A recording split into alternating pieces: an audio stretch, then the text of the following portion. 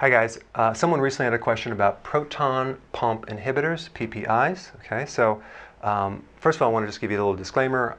If you're on this medication, check with your doctor before coming off of it, okay? This is just meant for education.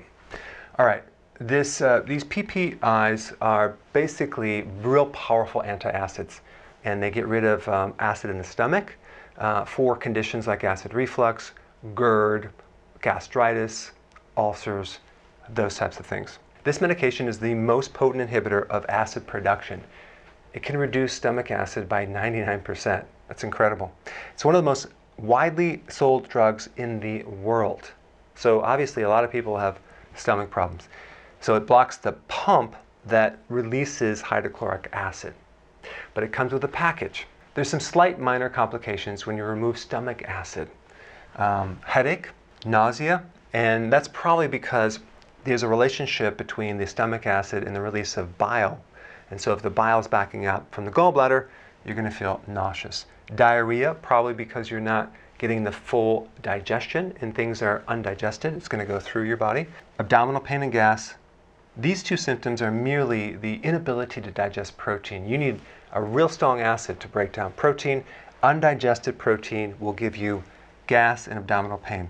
Anxiety, because you're not able to break down the proteins into the amino acids, which turn into the neurotransmitters like serotonin, dopamine, GABA, that actually elevate your mood. Dizziness, fatigue. Of course, if you're not able to absorb B12, you're going to get tired.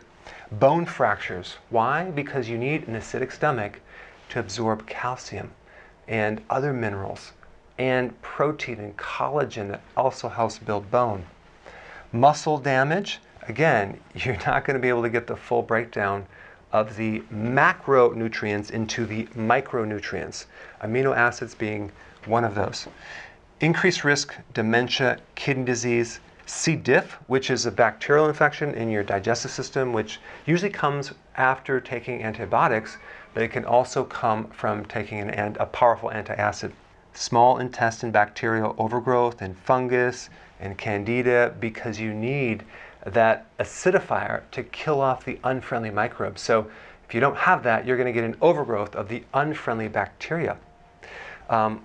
If you don't have enough stomach acid and you go to a restaurant where they have raw fish, for example, like a sushi restaurant, I mean, there's a lot of microbes in that fish that normally should be killed by the stomach acid. So if you don't have that in there, the chances of you getting an infection lower in the GI tract is very high.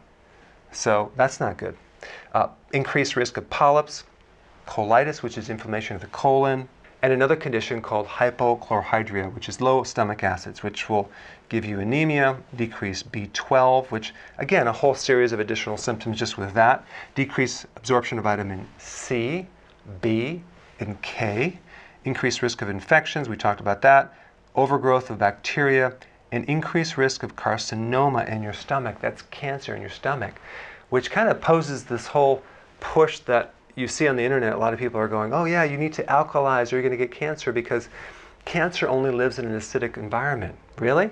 Well, it also can live in an alkaline environment as well, especially in your stomach. What I'm going to recommend for a solution, and I'll put some videos down below of previous videos that I've done for stomach acids, but simply start taking apple cider vinegar. You put 2 tablespoons in a glass of water, drink it with a straw, maybe put some stevia in there to make it taste a little bit better, and do that with each meal.